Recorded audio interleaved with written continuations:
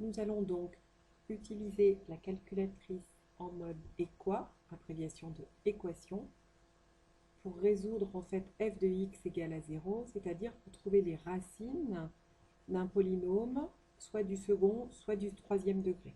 Donc là, en l'occurrence, je vais vous faire un exemple avec un polynôme du second degré.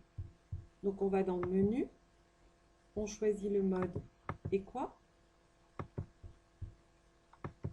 et lorsque vous arrivez sur l'écran, il vous propose soit F1 simultané. En fait, ça c'est pour résoudre les systèmes de deux équations à deux inconnus.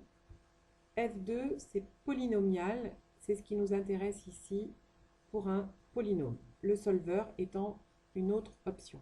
Donc là, je vais choisir polynomial. Là, en l'occurrence, il vous dit qu'il n'y a pas de données en mémoire. Si vous l'avez déjà utilisé, il est possible qu'ils vous disent degré 2 ou 3. Il y a d'autres modèles qui vous proposent des degrés 4, des degrés 5. Mais nous, en l'occurrence, c'est régulièrement soit un polynôme du second degré, soit un polynôme du troisième degré. Donc là, je vais lui dire que je voudrais un polynôme du second degré. Et vous voyez, il vous annonce la forme du polynôme qu'il attend. C'est-à-dire, il attend un polynôme sous la forme ax au carré plus bx plus c. Et il vous explique qu'il va le résoudre, ce polynôme égal à 0. Donc, il faudra bien que vous fassiez attention à ce qu'il soit sous cette forme-là. Et il lui attend les valeurs de a, de b et de c. Je propose ici, moi, de résoudre le polynôme 3x au carré plus 6x moins 72 égale à 0.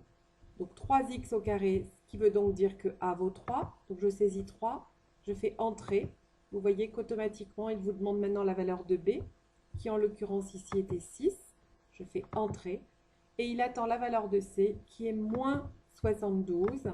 Je rappelle donc que j'utilise le moins devant un nombre négatif. Et je fais entrer. Donc vous voyez ici, je viens de lui dire que a valait 3. C'est le terme qui est devant x au carré. Que b valait 6. C'est le terme qui est devant x. Et que c valait moins 72. C'est le terme qui ne contient pas la variable. Quand vous avez saisi ces trois données, eh bien vous allez pouvoir appuyer sur la touche F1. Vous voyez écrit S-O-L-V, ça veut dire résoudre, solve. F1. Et là, il vous annonce que ce polynôme du second degré a deux solutions qui sont 4 et moins 6. En l'occurrence, vous direz donc que le polynôme ax au carré plus bx plus c est égal à 0 si x vaut moins 6 ou x égale 4. En général, on les appelle x1 et x2. Vous écrirez donc que x1 égale moins 6 et x2 égale 4, puisque je vous rappelle qu'il faut toujours ordonner vos valeurs. Voilà pour la résolution d'un polynôme du second degré. Si vous aviez dû résoudre un polynôme du troisième degré, je fais exit, vous voyez, je reviens à l'écran précédent pour vérifier éventuellement que vous n'êtes pas trompé. Vous refaites exit, vous retombez sur votre écran de départ. Et là, par exemple, on pourrait lui dire qu'on veut un polynôme du troisième degré. Et il vous donne toujours la forme attendue. Donc on est bien avec du ax au cube plus bx au carré plus cx plus d.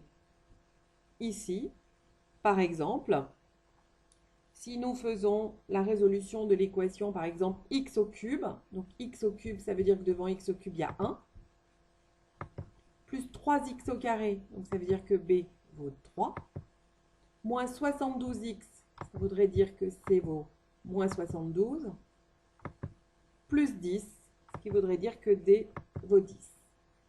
Vous faites exécuter, et là vous faites solve.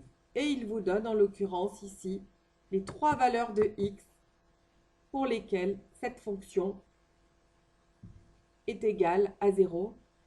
Disons, les images sont égales à 0, c'est-à-dire le moment où la courbe de la fonction traverse, coupe, intercepte l'axe des abscisses. Voilà. Ça, c'est pour l'utilisation de la calculatrice en mode équation. Il y aura une vidéo complémentaire pour voir tous les cas de figure liés aux équations notamment du second degré.